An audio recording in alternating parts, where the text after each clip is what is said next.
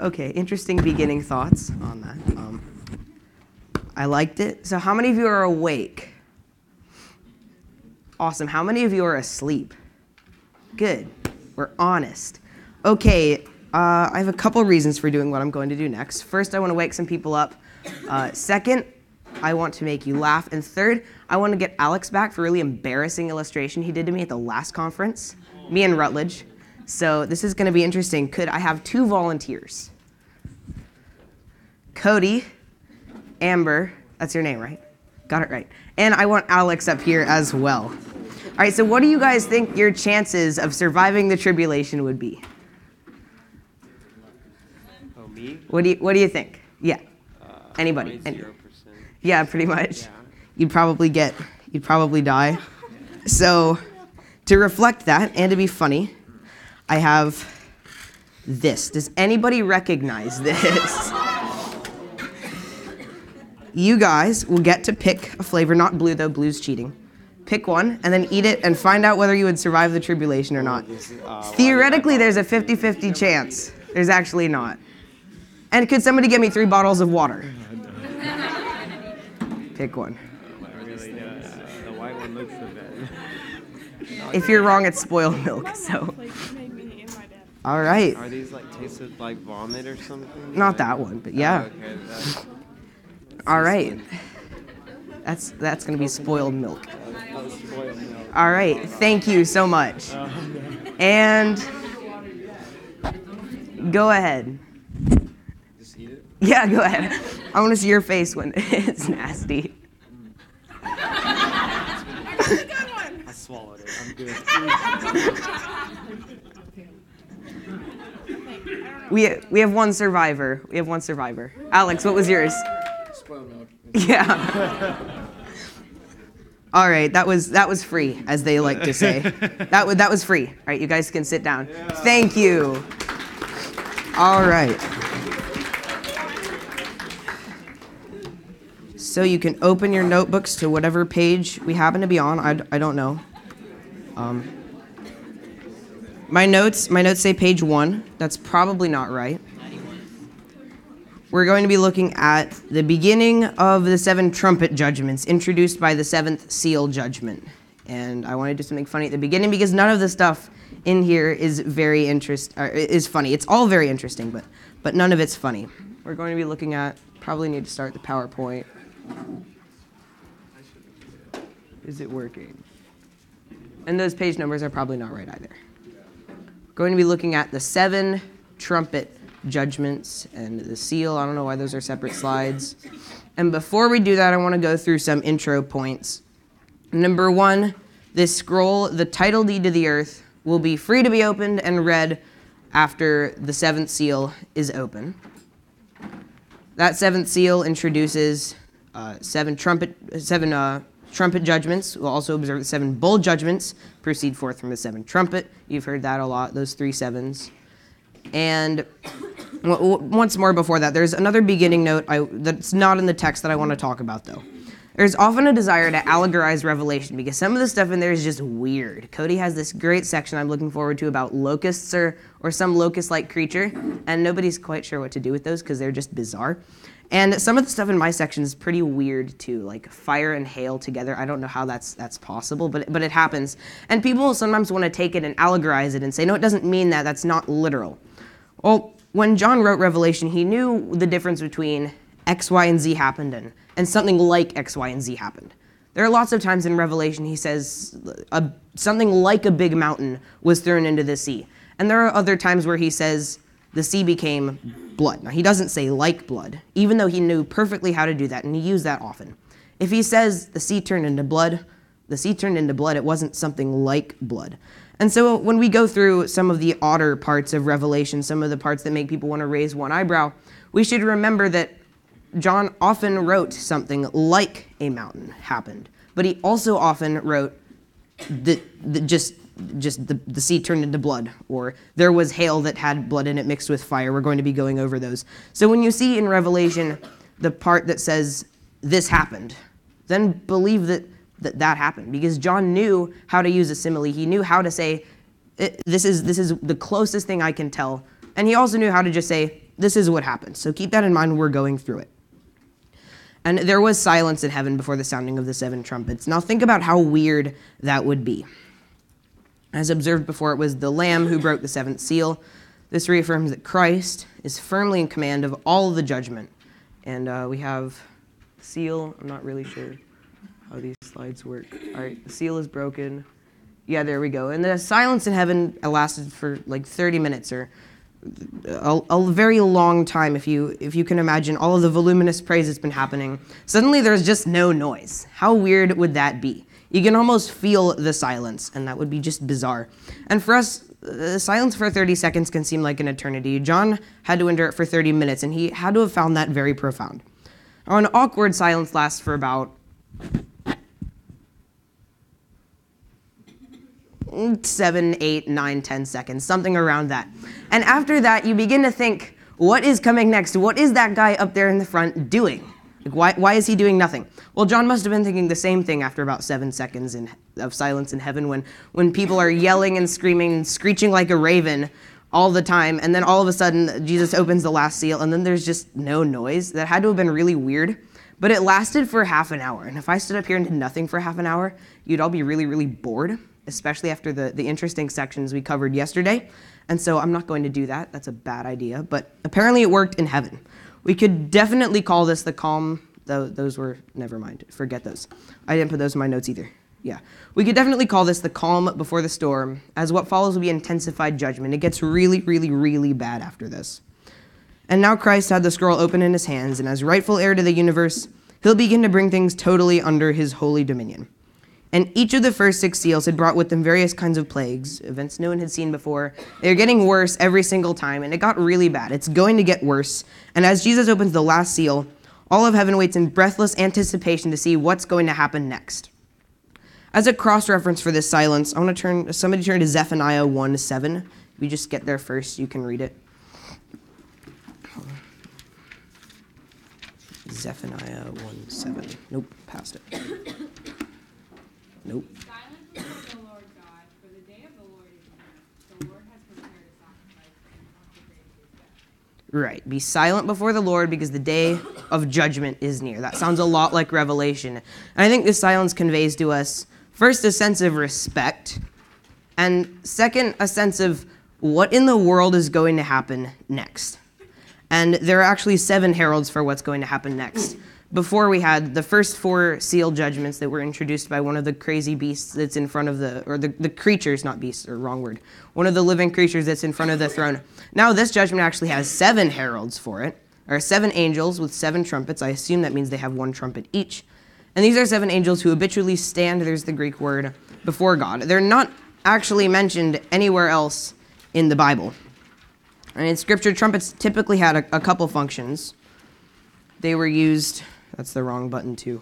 They were used for music, as in 1 Chronicles 16:42, to herald the arrival of the king, in 1 Kings, appropriately enough, 139, or to call an army to battle. And here we can be fairly certain that they're not going to be used for entertainment. They're going to be used for battle and judgment. And we're going to see that pretty intensely through the next couple of verses. And by opening this seal, 7 new attacks will be blasted forth on the earth. We're going to, in my section, there's going to be the first 2. We're going to cover the introduction to the 7th seal, and then the first 2 trumpet judgments, which get pretty bad. And those trumpets, they actually bring ruin to 1/3 of the entire planet. Just 7 trumpets blown in heaven, and 1/3 of the earth is decimated. Now, we've already seen through the other seal judgments, things have gotten pretty bad. We have a really tyrannical ruler that's instituting a world order. There are famines, there are plagues, there's like desolation and destruction and depression, and these trumpets are going to make 1/3 of the planet basically just burn up. And they're forthcoming as rapidly as that of blowing a horn. And as if to underscore the severity of the following events, heralded by those trumpet, prayers and incense are burned before God before the trumpets are actually blown. There's an angel that comes and burns incense on the altar before God.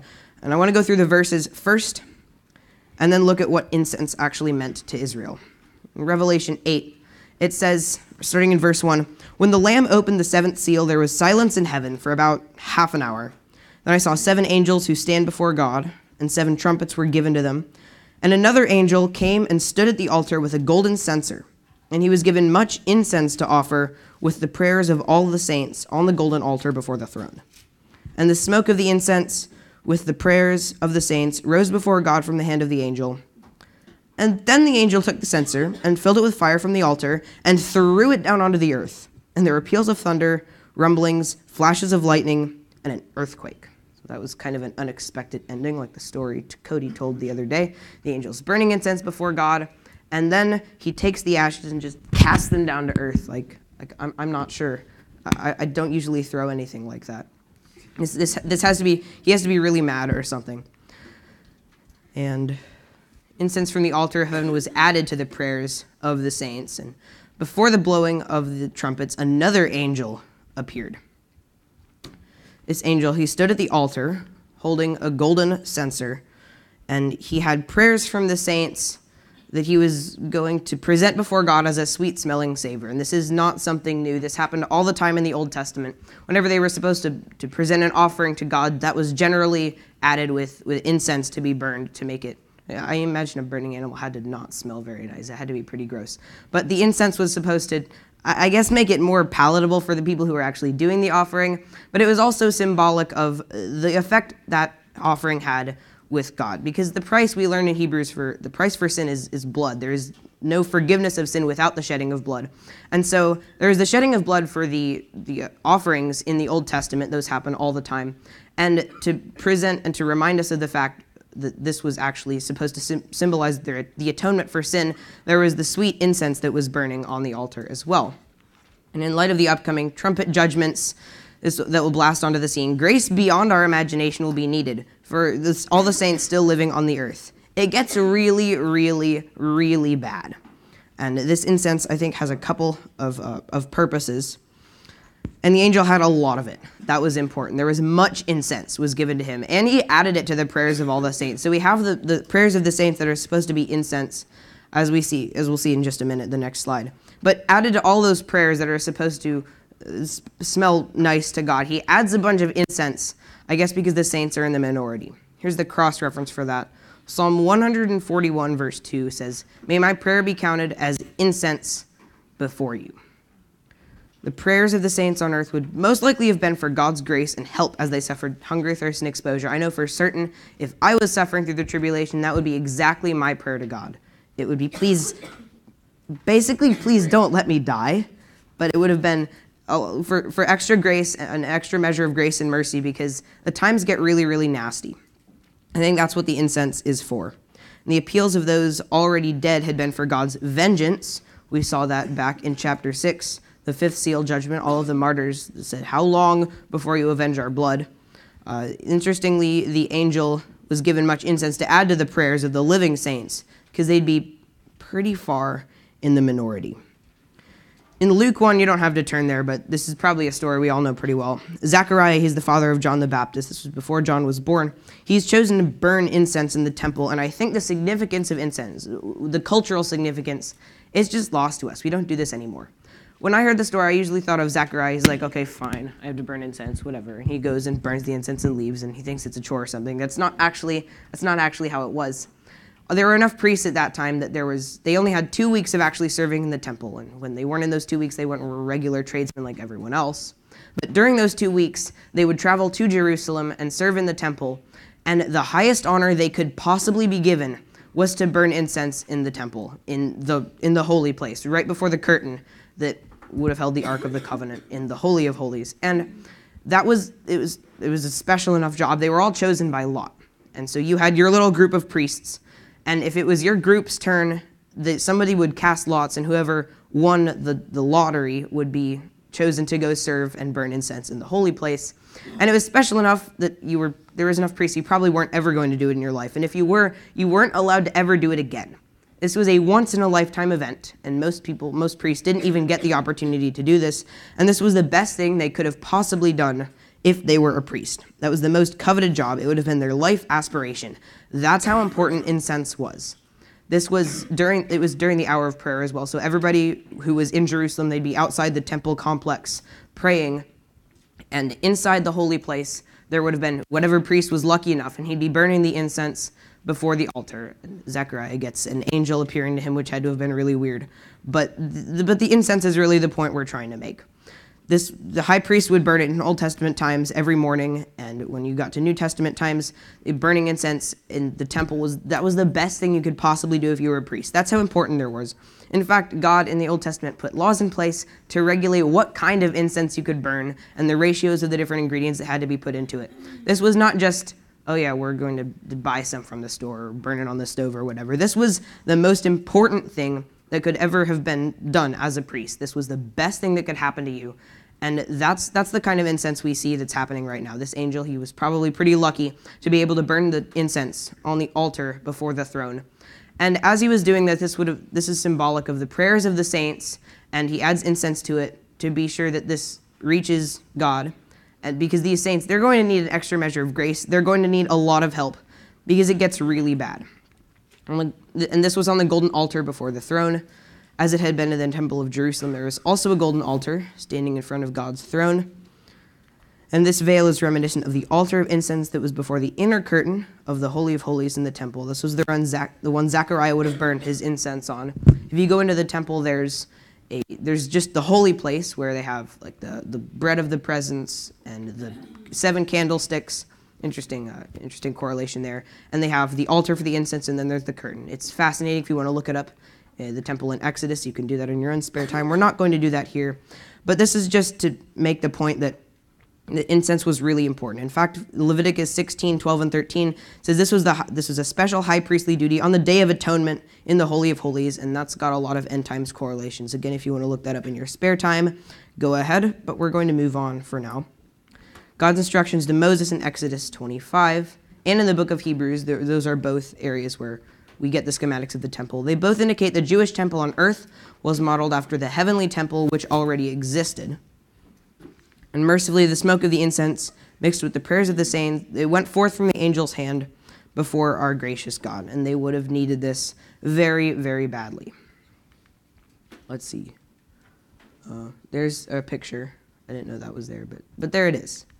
All right, and then after this, we get a really unexpected event. After burning the incense, which is smelling nice, and everybody in heaven is probably like relaxing at this point, the angel takes the censer which held the incense, and he scoops up a bunch of ashes, and he just casts it down to earth like, I don't know, he's throwing a baseball down off of like one of the bleachers or something. And this caught me by surprise whenever I've read Revelation. He's burning incense, it's supposed to smell nice, and after he does that, he takes the ashes, and he just chucks them down to earth like I'm really not sure.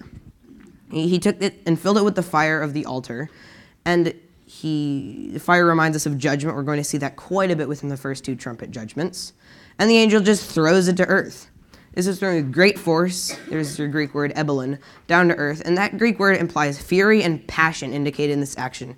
He doesn't just walk over to the edge and just drop it or something. This is like this. He's angry at something. He has a good reason for doing this, and he just throws it as hard as he possibly can. This is what that Greek word tells us. It's not the first time we've seen something like this. In Genesis 18, Abraham is talking to God about the city of Sodom, where his nephew lives, and its sister city of Gomorrah, and they are famous for their wickedness and perversion. The phrase, like Sodom and Gomorrah, is used often in the Bible to describe just indescribable wickedness. That's basically the best they could do. And Abraham's nephew Lot, he was living in Sodom, and the Lord said, hey, I'm about to destroy Sodom. It's a nasty place. It and Gomorrah, they're going to get burned with fire from heaven. This sounds familiar as the angel throws it from the altar. And Abraham says, no, don't destroy it. And he manages to get God to agree that if there's 10 people left in the entire 2 cities, just 10 people in those cities, that were righteous, if there were 10 righteous people, that he would spare the entire area, both of the cities, from judgment. And there was one righteous man, that was Lot, and God burns the city anyway after getting Lot out. And Abraham uses this quote in one of the verses. He says, far be it from you, Lord, to destroy the righteous along with the wicked. That's just saying that if God's not going to he's not going to destroy the entire world with righteous people and unrighteous people on a whim. He's going to do what he can, and he works to save the righteous people, and we saw this with the 144,000 of Israel, and how they are saved from, or they are spared from the tribulation. And earth is a really, really wicked place. just like Sodom and Gomorrah. In the end times, there's a lot of nasty things going on. There's the Antichrist in rule. And this fire throwing down to earth, it's a reminder, the incense reminded God that there were still righteous people on the earth. And I think the fire throwing should remind us that most of the earth is still, by and large, a really wicked and nasty and horrible place. And that this judgment, it's deserved. And while there are still righteous people on the earth, and God was reminding us of that with the incense burning, there was also a lot of wicked and awful people on earth that were doing a lot of wicked and awful things. And that judgment is very deserved.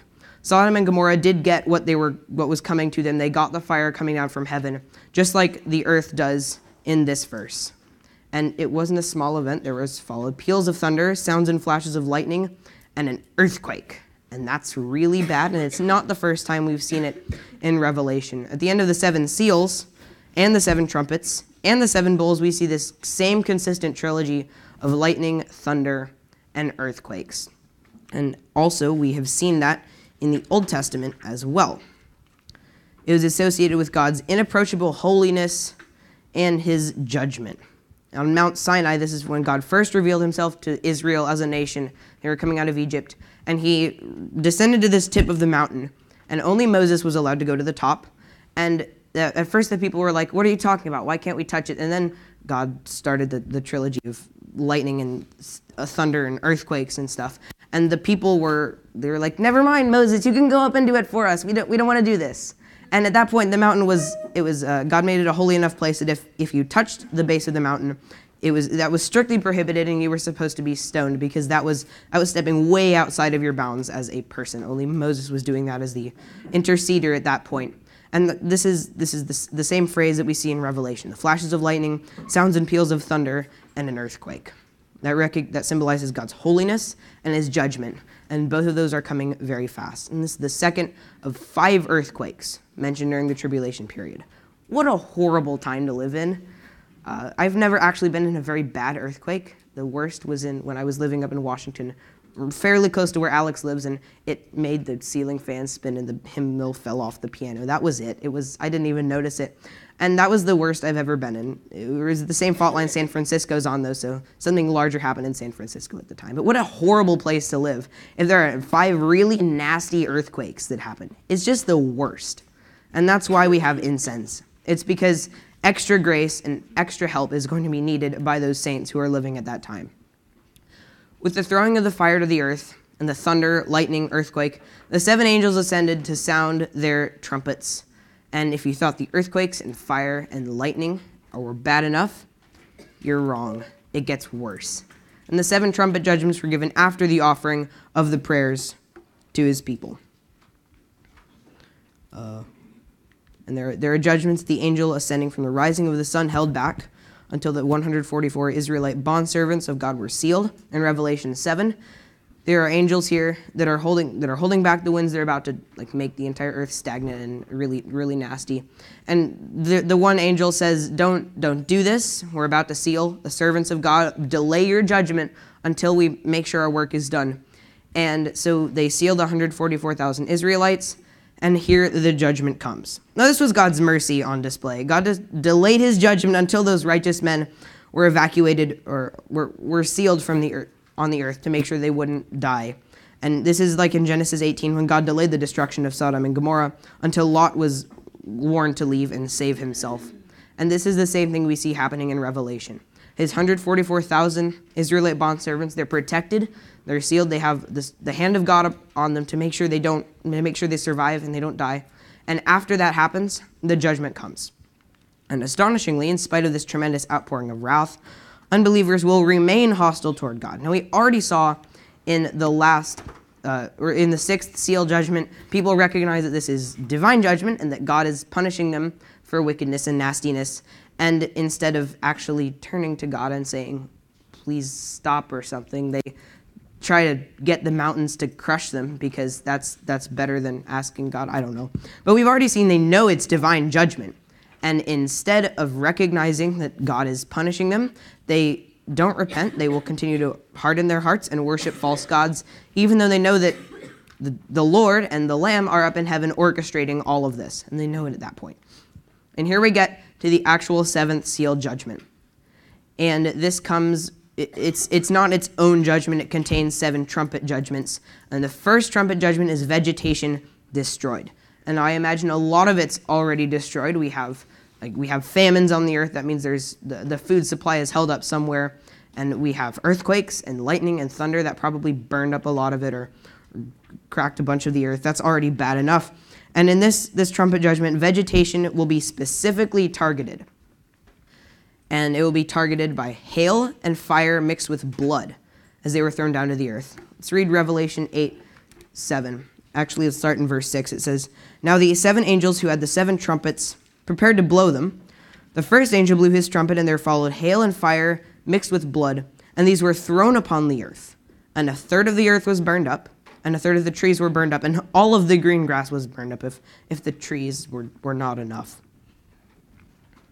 This is one of the times when it can be tempting to try to turn the description of blood into something less literal. I kind of would like that to happen. I don't want hail and blood to come raining down on the earth. That would be really, really bad.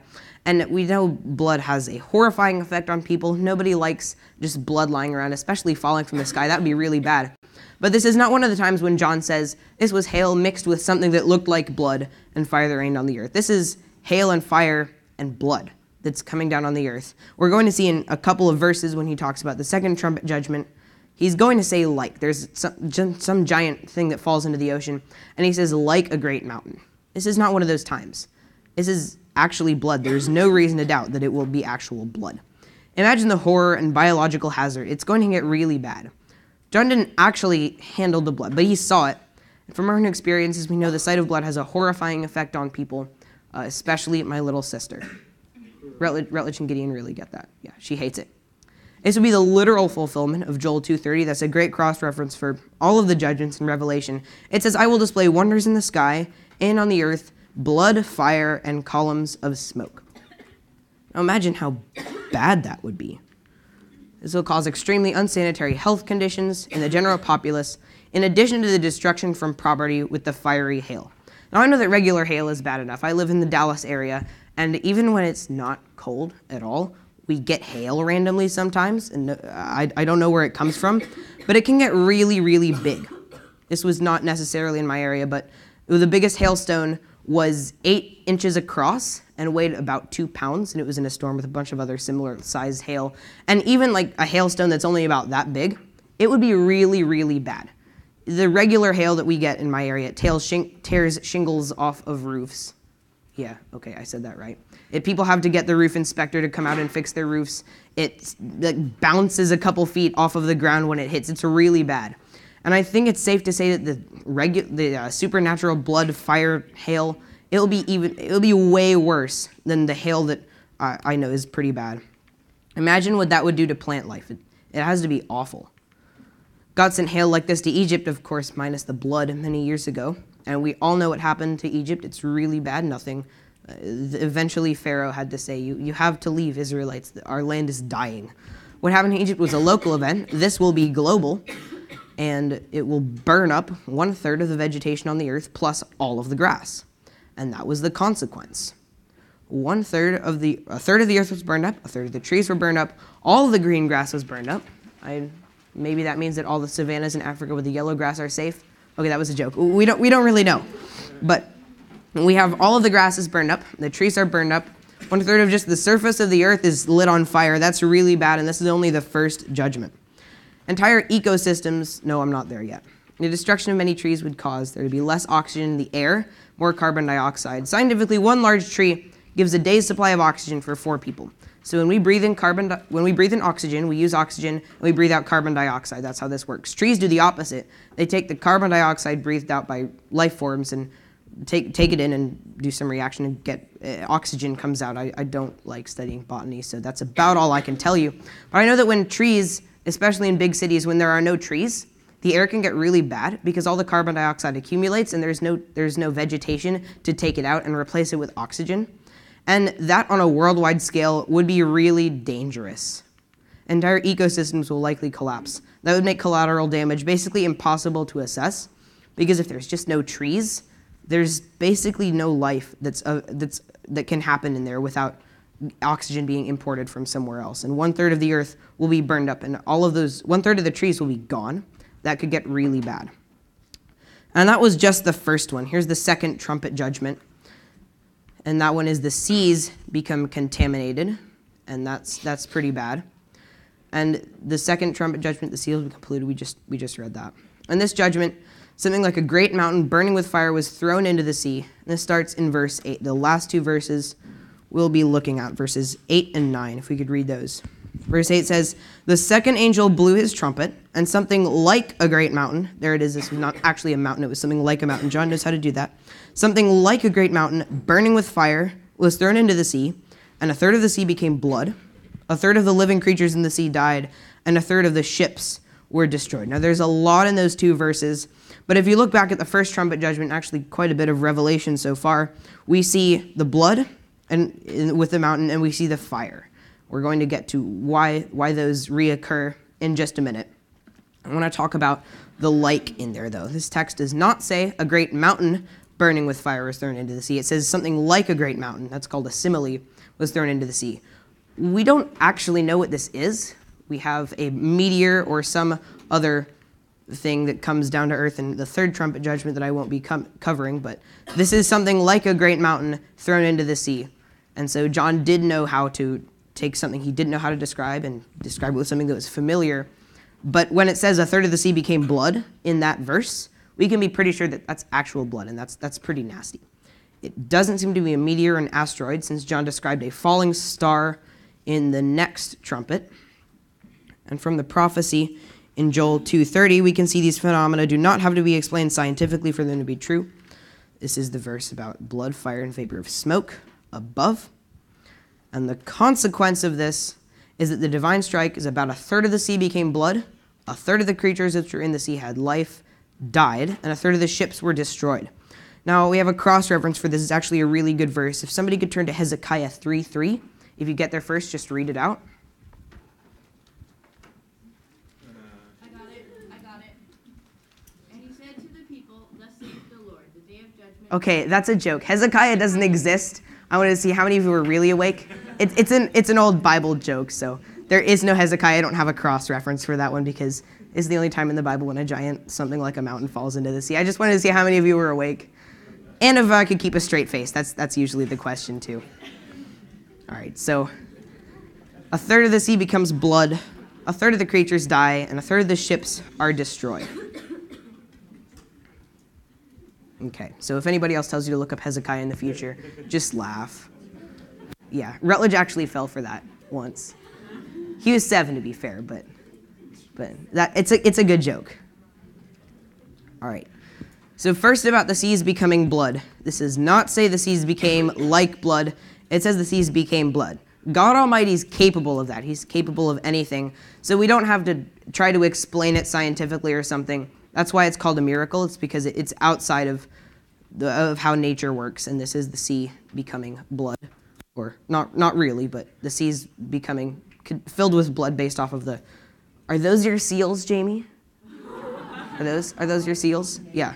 This is the seal judgment. That's the seal judgment. Okay. All right. And this is China in 2012. Nobody actually knows why this river turned red. Some people thought it was actually the end of the world in Revelation. It wasn't. The river is clear today. But in 2012, like overnight, the river became blood red. And the only leading hypothesis is that some like food dye plant off of the coast of the river dumped a bunch in, expecting a deluge of rain the next day to wash it all away, which they're not allowed to do, but they figured the rain would cover it up. There was no rain the next day, so it just accumulated and turned the river red, but that would be a lot of dye. And everybody was kind of outraged about it. They couldn't drink the river water. Usually they could drink the river water, but nobody wants to drink that. It looks just nasty. It looks like kind of like blood or tomato juice. I don't know how to describe it, but it's just gross. And the government was trying to figure out what happened. People couldn't drink it. They weren't cooking with it. It was bad. If you live in Corpus Christi, you know more or less what that's like because the water gets contaminated or something all the time. Yeah, just ask the Ashvatats who live there. It's bad. So this would be really bad. Imagine if the sea was turned into blood. That'd be way worse than a water boil or something. And this caused about a third of the sea life to die. That's already really, really, really bad. But if that weren't bad enough, the ocean vessels, and I assume everyone on them, would also be destroyed. And so now not only do we have less fish, we have less fishermen. And there's an estimated 40,000 ocean-going ships today. Consider the economic value alone in cargo that would be lost. It's just bad. Here, Pastor Brett put a bunch of pictures in because those are great to look at. And I'm going to leave that up with my concluding remarks just because it looks great. In the Bible, blood usually represents the result of sin. Sin requires death. There are a lot of verses for that. We've already covered that in quite a few of the sections. And the Old Testament Israelites, they had to kill an animal as an offering for their sin. And so every time you sin, it's kind of not practical to go kill a sheep or something. So they would just have this set time where they would bring a sacrifice in, and that blood was not actually atoning for their sins, but that was representing what the work that Jesus would do in the future. And that was the ultimate sacrifice. His blood was the result of everyone's sin. And this blood on the trumpet judgments, it should remind us, all the blood in the sky, the blood on the ground, the blood in the water, it should remind us that this judgment is not God being fickle or something. It doesn't just happen because he's bored. This judgment happens because it's deserved. It has a reason for it, and it's because he's bringing Israel under his wing, as we talked about before, but it's also because the earth is a really wicked place. It's just, and this judgment's been coming for a long time. It's been delayed. In fact, it was just delayed for the Israelites, the 144,000 who were supposed to be sealed, and that's not even that much. But after it was delayed, it comes, and it's on its way right now. God is also merciful, though, and that's very important to keep in mind. In fact, he says in the book of Amos, seek justice and love mercy and walk humbly with your God. And these are two of his key attributes. He's not only a just God, he's also a merciful God. Right? I'll put that down so that you don't have to look at it. And we need to remember this, just as he remembers the believers on earth and doesn't completely obliterate the planet, even though he would be just in doing that. Even the judgments at the end of the world are tempered with mercy. And that's something I think we need to remember. Let's close off in prayer. Dear Lord, thank you for remembering all of the people that are on earth and for making sure that the planet doesn't blow up or something. Even though you could do that, you keep the judgments to where people are still alive, people still exist. Thank you for making sure that your judgments still have an edge of mercy on them, because even though those judgments are deserved, they're not as bad as they could be. And we thank you for that. And we thank you for the work you're going to do through those judgments at the end of the world. Amen. All right, and what are we going to do?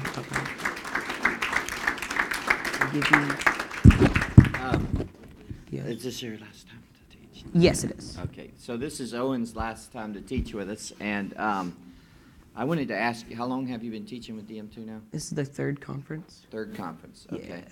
Yeah. And how long does it take you to prepare, like, one of these lessons? A couple hours. I don't know. Hours? It depends on how long they are. 10 Alex probably minutes? didn't have a lot on his verse 7 one, Yeah. but yeah, it takes a while. It takes a while. So is it real difficult? How do you find it? I don't know. It depends on the passage. Some of the ones in Romans, like the end of Romans 8, it was pretty straightforward.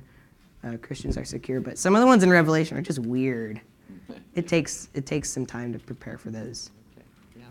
So you can see how he gets ready. You know, this is his third conference, first of all, to teach with DM2, and takes time to get these ready. I noticed in his notes he's got the outlines spread apart, you know, and put in his own comments in there, which is a good way to do it. And so this is something that is within the reach of all of you. It's not like rocket science. It's just a matter of getting in, studying ahead of time. You know, he prepared before he got here so that when he got here, he'd be able to do this. And if you were to teach on your own or find someone that would be willing, you know, one of the best ways to approach, if you got a good friend, just say, hey, I really need a guinea pig because I want to learn to teach this, and I've been challenged to do this. Would you be willing to sit down and go with me through Revelation or whatever it is? Romans is a really good study as well. And if they're a good friend, they're likely to say yes. You might even find 2 or 3 friends that would get together at your house on Sunday evenings. A lot of churches anymore don't have Sunday evening services, and a lot of kids are already done with their homework by that time. So, you know, you might get a friend to come over. Not Alex. He saves it for the last minute. Yeah. That's what you said. Alex is the only one that does it the last minute, 20 minutes before he gets up. Just kidding. He doesn't. And so, but anyway, that's just something to challenge you all with and be thinking about. Thank you. Thank you very much. I appreciate you teaching with us.